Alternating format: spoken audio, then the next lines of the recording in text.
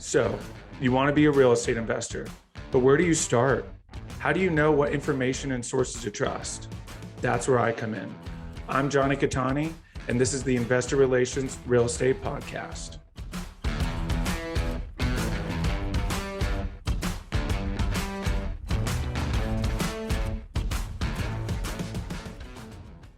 Hey guys, real quick, before we start, go to investwithcattani.com and download my free ebook, Is Commercial Real Estate Recession Proof?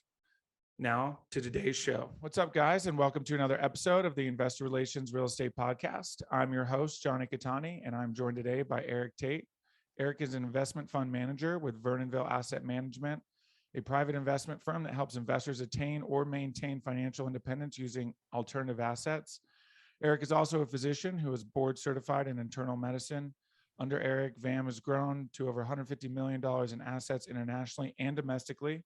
These include the Hilton Curio Resort in Belize, numerous triple net commercial and light industrial assets, multifamily apartment homes, student housing, specialty coffee farms in Boquete, Panama, and dozens of single family homes, private lending funds, and angel investments. Eric, welcome to the show. Hey, Jonathan, thanks for having me. Absolutely. Obviously, a lot to get to. That's you don't hear too many international assets, but let's kind of start at the very beginning. Obviously, you're a physician. What kind of led you to real estate? Yeah, it's interesting. So I actually I'm based in Houston now, but I came to Houston from college to do a dual degree MD and MBA. And so I went to graduate school to go to business school and medical school at the same time. And so in business school, I found out very quickly that the price of stocks doesn't necessarily mean what the company's actually doing. And so I was here when Enron was kind of running high and their stocks were going up. And my first financial accounting course was doing their books in 2000. Oh, wow. And they hadn't made any money from corporations in 97, 98, and 99. And I always tell the story, the professor circled all those negative numbers and said, the IRS could consider this company a hobby. And at that time, the stock price was still going up, it was still climbing. And it was then that I basically sold all my stocks, bonds, and mutual funds, because in either event, either the people on Wall Street didn't know or didn't care about what was going on with this company, and I just couldn't have my money there. And so then I just went to look, how can you become financially independent quickly? There's really only two ways: real estate or a non-service-based business. Well, as a physician, I was going into a service-based business, so that kind of cut that out. And so that left me with real estate. And so kind of here we are at this point. Wow, that's quite the story. The inside scoop. I'm sure most people at this point have heard of Enron. If not, watch the documentary "Smartest Guys in the Room." That'll explain everything. Yep, we were at ground zero. My business school, they recruited heavily out of my business school, and so I went to a lot of the lavish parties. And be clear, Enron spawned like 1,000 other companies. Right, there are very high-powered people who were very smart, who really who in their business units were doing what they were supposed to be doing, but didn't necessarily know the whole. So I don't cast aspersion or a broad brush, but it was ground zero. I knew people who worked there. I knew people who, and none of what they were doing was necessarily malfeasance. So it's an interesting thing to be in the middle of that maelstrom, or at least have friends who are in that maelstrom and know that they're not bad people. It was just a bad situation. Absolutely. And it casts such a wide net that anyone who is caught in that is really just guilty by association, unfortunately. Yep, absolutely. Folks are just now putting Enron back on their resumes 20 years later. Like, what's this gap here? Oh, I just took some time off. Yep. Awesome. I love it. So you've dabbled in pretty much everything. Still sounds like you do. So kind of talk about, how that whole process came to be, what your strategies are. Yeah. It looks sprawling from the outside, but if you understand, there's a method to the madness on the bottom end, right? So for those of you who are science majors, so those of you that were behavioral people, but those that understand Maslow's hierarchy of needs, basically I invest on the bottom two levels of Maslow. If you look at everything that we do from that standpoint. And so while it sounds really sexy to have coffee plantations, but people have been drinking coffee for 5,000 years, right? And so if you dig down a little bit deeper, what you realize very easy is most of our portfolio is on the real estate side are human needs, or things that humans will always kind of have, right? So even in our light industrial and triple net commercial, that's the second level up for work. You have to provide the place where people can work to create their living, right? And so that's really where it boils down to. The second thing is I didn't want to be pigeonholed into one asset class. This is how I invest my own money. So what I do is create a diversified portfolio of things that I want to own, and then allow other people to kind of come along with us. And then I just pick great operating teams, right? So I can bring money. I find guys who know how to operate and say, hey, I'll fund it. We'll put a fund together. We'll GP, LP. I'll take care of that side. You take care of the operation side, and we'll go forward. So while every asset that we have, I could run, except for probably the coffee plantations, because we have agronomists and all those people down there in Panama. Because I am an owner operator. I like the single family stuff. I own myself. The small multifamily stuff, I was the guy. I was the main person. I've pulled out 11 sewer lines from underground in 1960 stock, right? The only thing I don't know in multifamily is a swamp cooler, right? Because I look at deals from an owner operator standpoint, I can pick great operations teams and just sit essentially on this advisory board with them, without necessarily having to get my hands dirty. And so, because I don't have to operate the deals we're doing, we can do lots of different kinds of deals from that standpoint. And that's really the philosophical situation, is if you understand asset allocation, if you understand sector rotation, these are all kind of fancy buzzwords, and you as an ex-stockbroker understand this, is that certain asset classes get expensive. If all you do is multifamily, well, you're stuck. Like right now, when your cap rates are 4%, right? I can go buy AT&T stock and get a 4.5% dividend with liquidity if I want it. Right. So now the question is, what's your value prop to your investors, and what's the value prop to your own portfolio at that point? And so that's why I wanted to have a breadth and depth of knowledge around multiple asset classes. And we just happen to like real estate because of the tax treatments and all those kinds of things. But first and foremost, we are investors. And so we will invest in what makes sense. And I'm kind of an itinerant learner. So I spend a lot of time in conferences and learning and paying for mentorship. And so I will spend money to go learn something, and then we'll bring that back to the investors. I love that. That's so incredible. And that's, one thing that I talk about all the time is when you can raise money, which is why it's in my, subjective opinion, it's the number one skill to have, because it allows you to spread your funds across whatever asset class and whatever market you want, and leveraging the best operators in those markets and those asset classes. So are you using like a fund to fund model for some of these? Are you on the GP for a lot of them? Is it a mix? Yeah. So I have a venture company that I started with 3 other partners. We do a fund to fund with them to lever into kind of top decile and top quartile venture funds, but we just do that to get in the door, and then we get access to their whole portfolio for companies after that. But on the real estate side, no, I have to be on the GP. And if I'm not, and depending if the structure is already set, sometimes I'll just override through my fund. We just talk about it on the front end, but you will rarely see me come into a deal as the last money in. What I always tell operators is, I need to be on the design side. I need help put together the PPM. I need to understand, because there's some things we can do in terms of structure that you may not have thought of. And so it's very rare that I will ever come in anything late. I'm almost always going to say, hey, whenever your next deal is that you're looking at, I need to be on the due diligence side.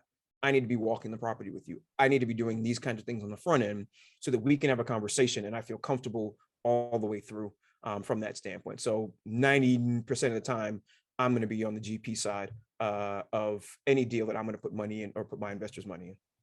I love that. That's so important, right? Especially, when you're in charge of, potentially millions of dollars, it's important to be there from the start, and certainly, there's some things you can give and take, but that's very important. So one thing we don't talk about a lot on here is industrial. So I'd love to kind of get into industrial. Let's talk about high level. What does a deal structure look like? Kind of explain what those investment in that asset class looks like. Yeah, and so I will make a differentiation between light industrial and heavy industrial. So we don't do heavy industrial yet.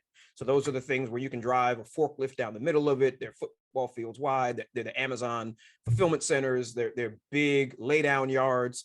So we don't own any of those yet. So when I talk about industrial, what we own, probably about 1 million square feet, is about of light industrial. So what that is you've got 800 to 15,000 square foot space roll up door. In the front, you can have your business so people can come in off the street, but in the back, you have a bunch of storage, right? You have storage, you have truck bays that can come in. So it's really, think of small mechanic shops or a small plumbing supply that has 3 trucks so they can pull their trucks in at night. People can walk in the front. Auto repair shops. We've got some, we've got some barber shops in there. We've got some sign stores in there. So think of C-class business. So think of a C-class apartment complex for businesses, right? So they're on 1 to 3 year leases with some escalators in them. And the deal structure is really no different than you would see. It's a GP-LP structure. And really it's just a matter of, interestingly enough, the light industrial tends not to be triple net. They tend to be a modified gross lease. And so when we say triple net, what we mean is the tenant is paying for insurance, they're paying for their repairs, and then some common area kind of charges from that standpoint. So essentially you as the owner are only taking care of the building structure and the parking lot. They're responsible for everything else. In the light industrial space, at least in the Houston market, it's not absolute triple net yet, but most of us are trying to move it over to that. And now, why is that important? It's important, especially in a place like Texas, where there is no state income tax. Property taxes are wildly high, right? And if you're in a multifamily deal, you have to absorb that into your deal structure, and that can't be passed on until you're trying to bump rents potentially in the future. Now, there's an interesting thing that's happening right now, as everybody talks about, is we're running it up against income limits right now as it relates to rents and just housing in general, right? So if taxes are going up and you're at 40, 45%, 50% of people's income for them paying their rent, how are you going to pass your increased cost of operations through? We don't seem to be at that limit on the light industrial because it's still, 3 years ago when we were starting it was still fairly early. We were getting 9, 10, 11 cap rates on these things. And so there was enough room in there from a rental standpoint, we could pass that stuff through. Cap rates have compressed in the market. We're probably in the high 6s to mid 7s, depending on the age of the property. But there's still room for us to be able to put rents $1.10 a square foot. So you've got 100 square foot space. I'm charging you $9.50. Well, there's enough bump in there for the expenses that's not falling on us. And the escalations we've put into your rents will insulate us and maintain our profit margin through the tenancy of that cycle. And so we still have that bump area in there that we can pass this stuff through because the prices still aren't ridiculous right now in that market space. Okay. And so it's really, the beauty of it is it costs maybe $1,000 on a turnover because it's just walls. You have usually a wall unit AC where the operator will have his kind of storefront, and the back end is concrete, a lot of times metal walls, right? And metal roofs, or concrete walls and metal roofs. So the maintenance of these things is relatively low as well from a cost standpoint. So hopefully that's enough kind of overview as to kind of why that asset class makes sense for people. Absolutely. No, that was a very good explanation. So you mentioned a term in there, as you said, escalations. Is that what that's called? Yes, for rent. So rent bumps or escalations. Got it. So the beauty of commercial property is you build in your rental increases at the beginning of a lease. And so unlike multifamily or even like single family, right? In the end, you have to change your rents every year. And then you have to basically understand what the market is. Well, we can give people a 5-year lease with 2 to 3% escalations in that already baked in. And then if insurance goes up, they have to pay whatever the difference is, we call base year. So they have a base year, and then if our insurance goes up, that gets passed through to them based upon what the base year, and then the go up and the increase from there. So those are already baked into the lease the day that they sign from that standpoint. And the difference on the light industrial side versus on, let's just say, commercial, which we own a lot of commercial, triple net commercial, is the tenant improvement dollars, the TI dollars, the dollars that we have to pay to make a space ready for somebody is so much less than light industrial because it's just an open warehouse space. And so in doing the make ready, that is the tenant improvement dollar, right? That's all we have to do from that standpoint. Occasionally we'll move walls to give people larger space or cut down space, but that's relatively inexpensive to do that. Interesting. Wow. Okay. So yeah, you can definitely understand why that's a very attractive asset class and investment. So now let's get into the triple net. Now kind of explain how that works and what that makeup is. And so that is, so if you think of triple net, those are usually in your retail commercial spaces. So we have probably about 600, 800,000, between 6 and 700,000 square feet of triple net commercial, B class, so built in the 60s, 70s, refurbished in the 90s. We like B class infill, ideally with a grocer anchor. If you can get in a Hispanic neighborhood, that's a bonus as well.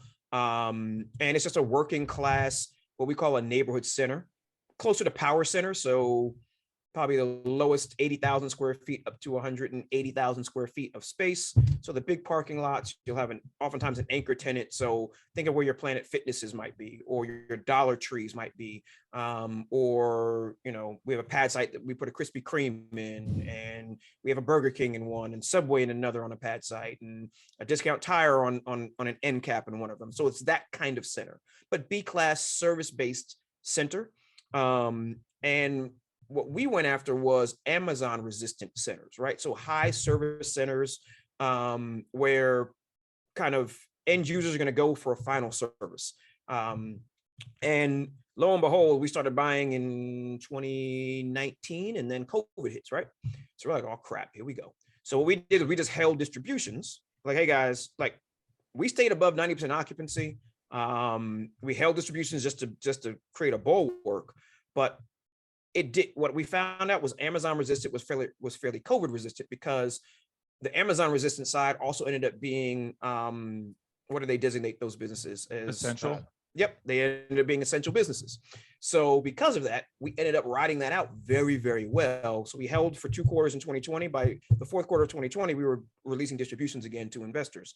And so that taught us an interesting lesson from that standpoint. Like, oh, okay, this kind of makes sense. So we're actually not afraid of retail at all, and would happily buy more of those particular kinds of centers with those particular kinds of demographic profile. Yeah, absolutely. And you mentioned in the beginning that grocery store anchored is obviously really a huge key. I know a lot of people who are in it are really focused on that, because again, that was deemed essential, of course. I mean, logic checks out on that one. But yeah, when you can have those tenants that are, going to be there no matter what, right? Things that we have to have, essentials, I guess, as you want to call them. That makes perfect sense. And then obviously, just communicating with investors like, hey, we're going to hold distributions. And then, so kind of talk about that, did you get a lot of backlash from that, or were people pretty understanding? Oh no, there was no backlash, because the beauty of it is the money's sitting on the balance sheet. It's still their money, right? I mean, right. We sold it tomorrow. All that money gets distributed to everybody proportionally. So the money's there. You just may not be getting it in your pocket, but the money's still there. And again, everybody was scared like crap, right? And if they compare us to what was happening in their stocks at the time, I think in March of 2020, shoot, their stocks went through the floor. Yeah. Our value is what it was. Like, hey, we're like, hey, we still sent out, hey, cash is coming in, everything is here. We don't know what's going to happen, so we're just going to hold it, right? Because what we don't want to do, is come back for a capital call, right? Right. So you'd rather keep the money in than have to give it back, right? Absolutely. It's always better not to have gotten something than to have gotten something and have to give it back. And so there's some psychology around this too. And what you always want to do is communicate bad news early and often. Good news, we kind of let be what it's going to be, but bad news early and often. Tell them, hey, this is what's going on. This is what we're doing to fix it. If it can't be fixable, we're going to have to ride this out. We're not going to take the write off. We're not going to do, hey, we're riding this out. This is the end point. This is the end game. And then oftentimes you can give them the choice. Like, hey, let's vote on it.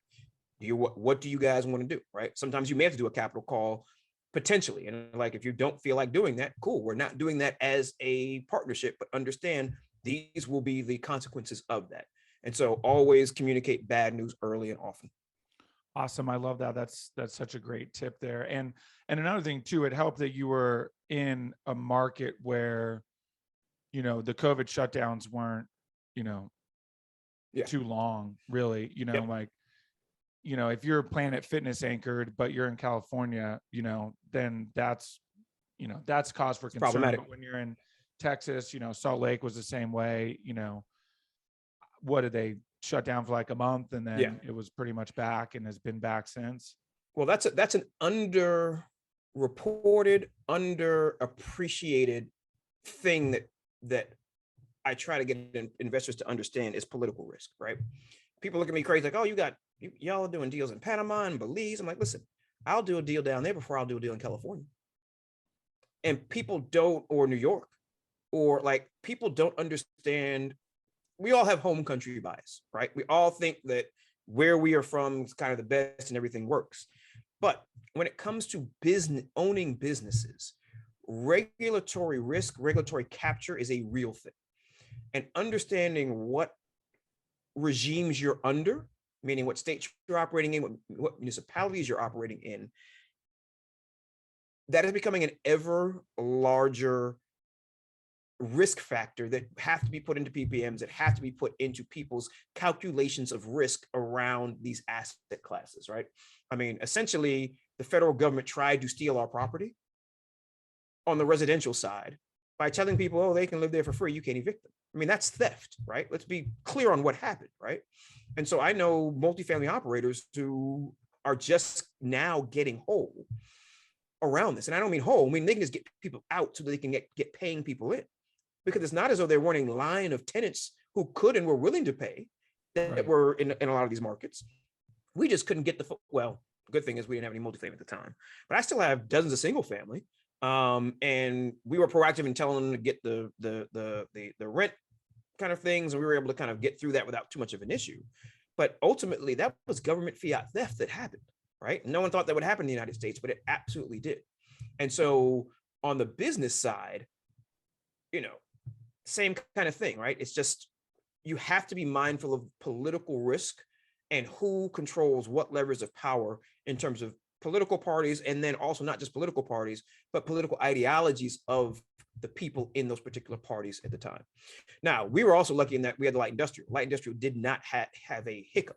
So I have investors who were in like most of our deals. So they were still getting checks from one side. And they were like, oh, okay, no problem. Like, so from that standpoint, we had a nice balance. Because we don't do a big fund and then do individual and then I choose. We do a fund per project.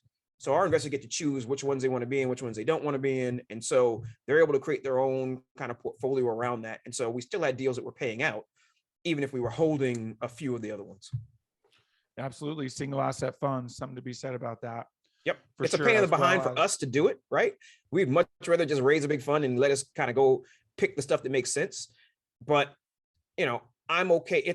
It's hurting cats. Like right now we're in K1 season. Investors are calling me left and right. I'm like, hey, I told y'all, go ahead and file an extension because these things are never going to come in on time. So file the extension, but then it's like hurting all these cats, all these hundreds of investors, all these K1s have to go out. Whereas you just had one fund, you can just let it, it's just easier that way. But, giving the investors a choice has been a strategic move on our part. Absolutely. Yeah, that's huge and speaks to, again, obviously single asset funds, some advantages there. And then of course, diversification, like you said, some stuff was paying, some wasn't, but because you have that balance in your portfolio, it's case in point, right? That's why diversification is so important. And you need to do it correctly. Don't just, willy-nilly all over different asset classes. Understand why these asset classes make sense in certain economic times and different things like that. And that goes to due diligence and of course, finding good fund managers and different things like that. So another thing I really want to get to, like I mentioned in the beginning, not a ton of people come on with international portfolios. So you mentioned off camera, the Belize deal is not going as well as you'd hope, but let's kind of talk about that. How did that come up and kind of talk about that deal? Absolutely. And so the thesis back then, this was very early in us taking outside kind of capital. And so this was back in 2013, 14 was when 2011, 12 was when started doing the due diligence. So I found some operators who had done some things internationally, but had a foothold in Ambergris Key, the market down there. And if you understand kind of country investment cycles, okay? And so what I mean by that is there's a development curve for countries, right? And countries move up a development curve over time. And so if you understand that, you can understand how specific markets are going to play out over time. It may not be tomorrow, but you know where it's going, right? And so in 2011, 2012, nobody had heard of Belize. Unless you were an itinerant diver, it was never kind of splashed across like people know it now. And there were some very specific reasons I won't go into why that was, but we understood them, and we understood that, oh crap, there's something happening here. We need to get in early, right? And that's what we did. We literally did a ground up development. You can, it's the Curio Hilton. It's a 4.5-star resort. It's a beautiful place. You can have a great time going there, right? The back end has been a little rocky, and think about it. It's a ground up from scratch developing country deal. Now I told our investors 10 years, right? We're not quite there yet. So we're still within our window, but we should have been getting, and COVID, we were literally at the point of ready to do distributions and COVID hit. So now we have to build that back up. But irrespective, those are excuses. We had a pro forma. We have not been on that pro forma as of yet. So while we do have some capital gains that are locked up right now, it was supposed to be a capital gain and cash flow play. And so right now we're not in the cash flow stage. And so technically we are not performing the way we expected to perform, right? Have we made some money? We have, but we can't realize it. And so to me, that's not necessarily a win. It's not a loss, but it's not a win. And so there's some things I would have done differently. I would have looked at the capitalization of my partners very differently, because when we started, it was not supposed to be a branded product. It was going to be a boutique product. Brand came in. Well, brand coming in costs more money, right? The structure of the deal, it's a badly structured deal for us as owners. So the investors own the rooms, the management team owns the amenity set. And the problem is we have a management team that is embedded that we cannot remove. And so like we just did a deal with a very large, probably the 15th largest self-storage management company in the country. They want to get on the ownership side. I said, cool. I need milestone markers that if you do not hit, though we're partners in the deal, I can remove you as the management team. I can't remove you as the owner, but I can remove you as the management team. And they were like, yeah. How did I know to do that? Because I did this deal down there. And so as long as you take the learning experiences from previous deals and things that were done wrong to understand that, oh crap, no, we need to separate out management and ownership. Owners can be managers, but you cannot have them you have to have a way to remove them as management if they're not doing their job well, right? Didn't know that back in 2013, 2014, because they were the ones who brought us the deal. We're like, oh, it's no big deal. But there was no effective way to move ineffectual management out, right? So now I know that on any deal structure, like, hey, cool, whatever. But we need out clauses if you are not performing, right? And so it's little things like that again, you have to take something that you learn from the deal and get smarter for deals that don't go the way that you expect them to go. Now, the beauty of all this is if we had to write it off tomorrow, take the capital loss, as long as the investors are in other deals that have capital gains, you can offset it. And that's the huge difference between, and again, I'm not an accountant, talk to your own accountant. The beauty of these deals, not legal or accounting advice. The beauty of these deals are, unlike stocks where you can only take 3,500 loss per year, I lose $1 million, let's say, and I get $1 million gain next year. Well, that $1 million gain doesn't count because they're going to offset the loss. So as long as you stay in the private market game and continue to invest, even your quote unquote losses, you can make that money back. You're only going to end up losing the opportunity costs of what the money could have been doing while you're making it back on this side. But the actual notional loss of the capital, you'll get that back. And that carries over, right? Like, let's say you only have a $200,000 gain. The other 800,000 will just keep going until. And people wonder why our previous president paid no taxes. Well, y'all forget he lost billions of dollars for a long time.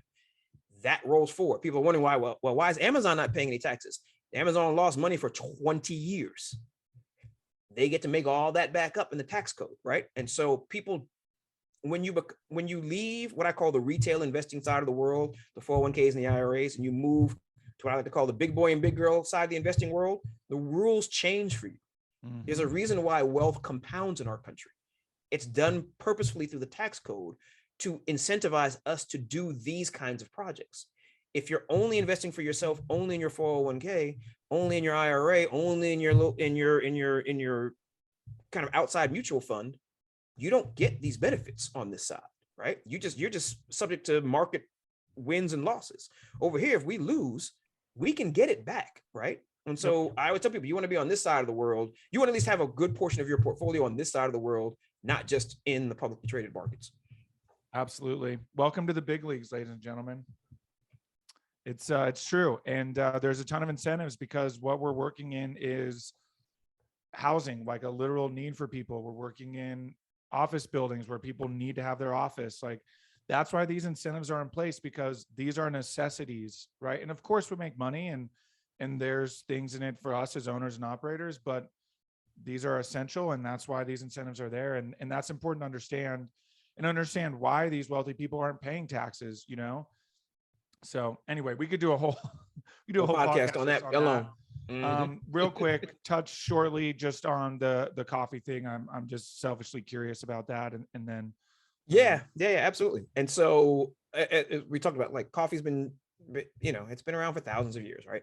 And so if you understand, so I'm gonna give you a quick breakdown of coffee for everybody to know. So there's two major kinds of coffee in the world, Arabica and Robusta.